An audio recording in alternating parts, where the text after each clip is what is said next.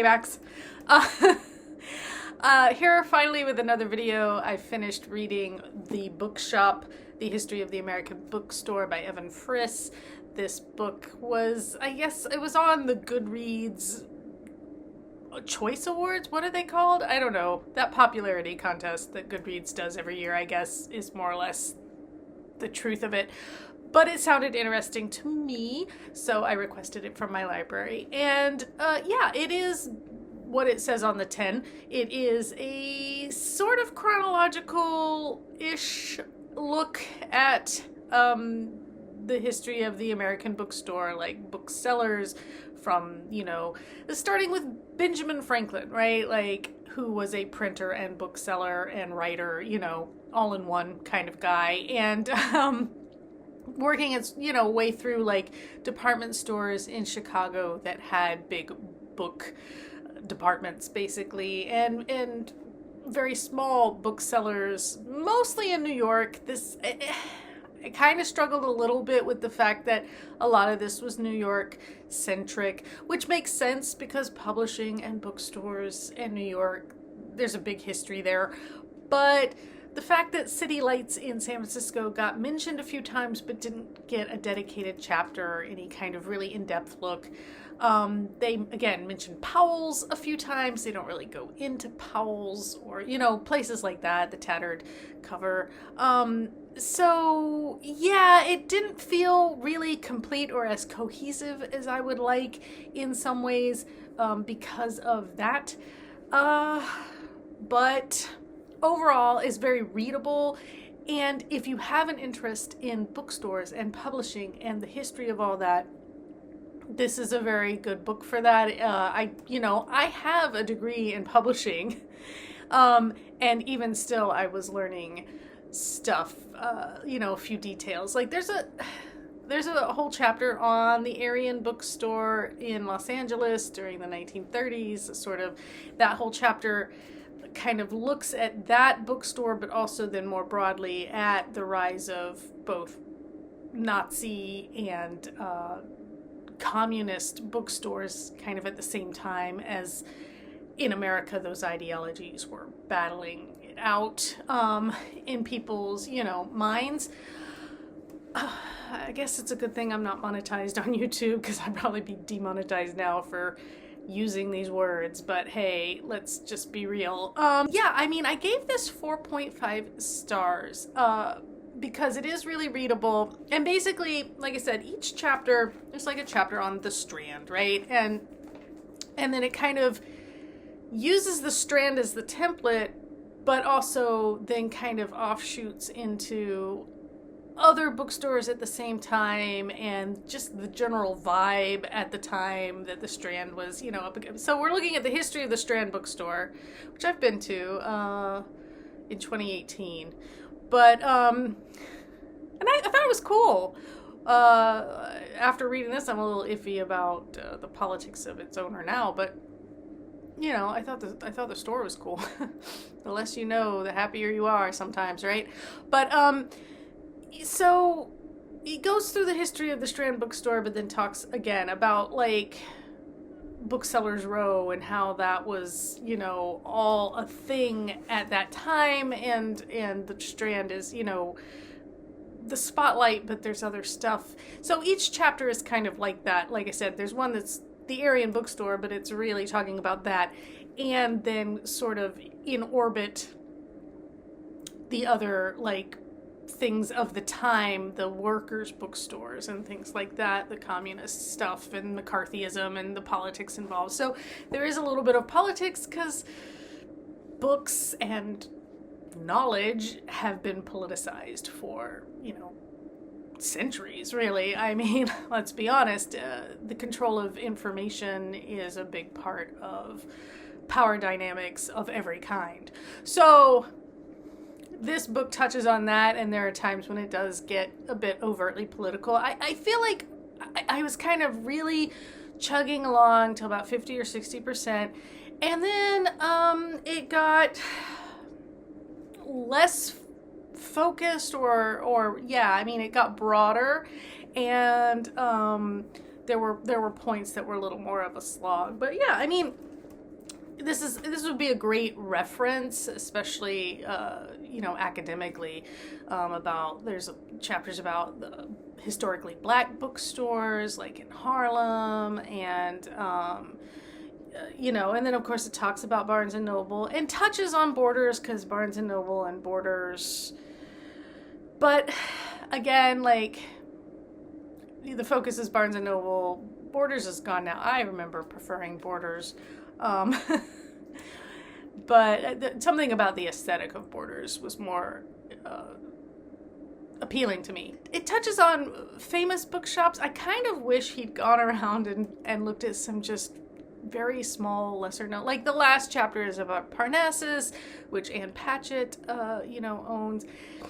And it's meant, I think that last chapter is meant to be like, look, independent bookstores are making a comeback. They can still, but I'm like, yeah, but if you have a rich, well-known author, owner, patron, whatever, he didn't quite delineate that's kind of a special case. Like, your average small bookstore is not going to get people coming, like tourists coming in just because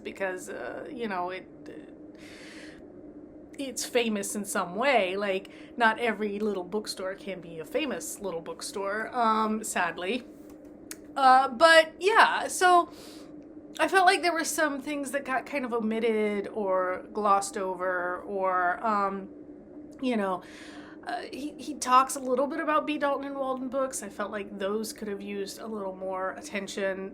Those were the bookstores when I was a kid. They were in the mall, right? There was a chain called BOOKSTOP, which might have been regional.